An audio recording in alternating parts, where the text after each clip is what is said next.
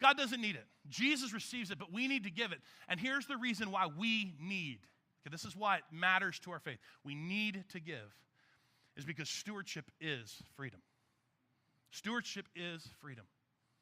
And what I mean by that is that Jesus himself, we'll read one of his verses in a minute, but there was an understanding that we as humans, we as mortal men and women, we are going to constantly drift and constantly be at war and constantly put our trust and faith in the blessing of God versus the one who blesses. You understand?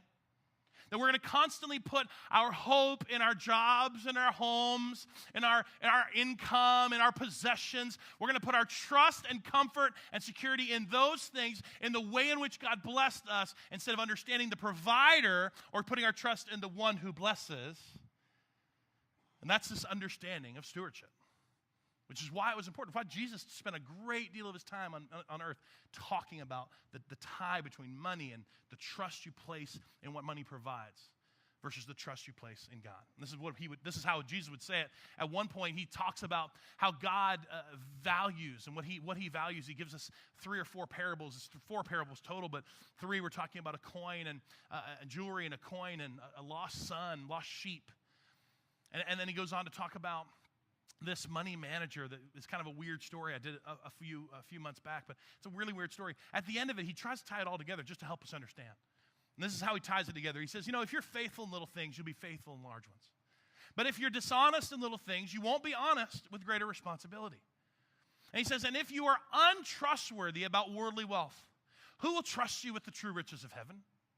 And if you are not faithful with other people's things, why should you ever be trusted with things of your own? Again, stewardship is understanding you don't own anything. But he said, in our perspective, if you can't handle what someone else gives you, why in the world would you think that you could ever handle what you have? And he goes on to say, no one can serve 2 masters, for you will hate one and love the other. You will be devoted to one and despise the other. You cannot serve both God and money. And I believe the reason Jesus says it this way is because he, again, understood from being God, he understood that, listen, evil is not the greatest threat to your freedom. It's not evil.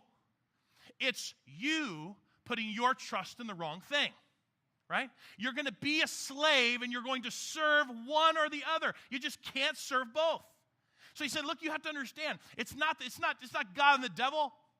Right? It's God and money. It's God and what you would put your trust in, what money would provide and the possessions would provide. You cannot serve both.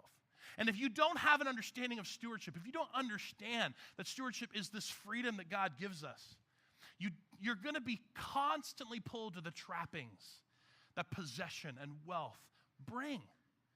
Constantly being pulled into the trap to want to trust what he's blessed us with versus trusting the one who blesses. Paul would say it this way, a little bit differently in Timothy.